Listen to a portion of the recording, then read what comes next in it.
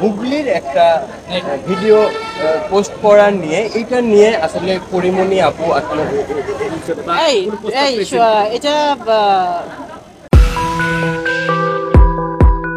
এবার অপু বিশ্বাসকে ভুলে যাওয়া নায়িকা বললেন বর্ষা।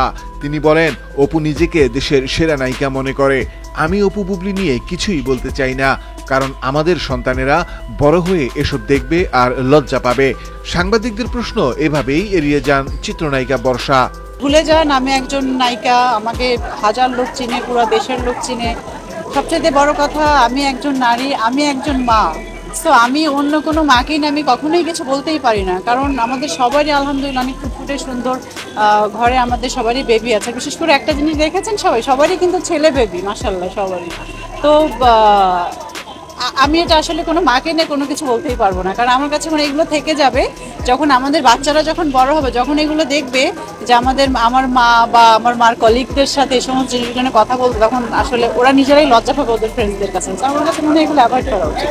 শিল্পী সমিতির নির্বাচনে আপনি থাকবেন কিনা জানতে চাইলে বর্ষা সাংবাদিকদের জানান, এটা ডেট চেঞ্জ হয়েছে না, এপ্রিল থেকে কবে, এখন নতুন ডেট কবে? 19 তারিখে ছিল না? ও না না না, অফিসিয়ালি কোনো কিছু থাকতে চাই না, তবে শিল্পী সমিতির সাথে থাকতে চাই, সবসময় থাকতে চাই, চলচ্চিত্রের পাশে থাকতে চাই।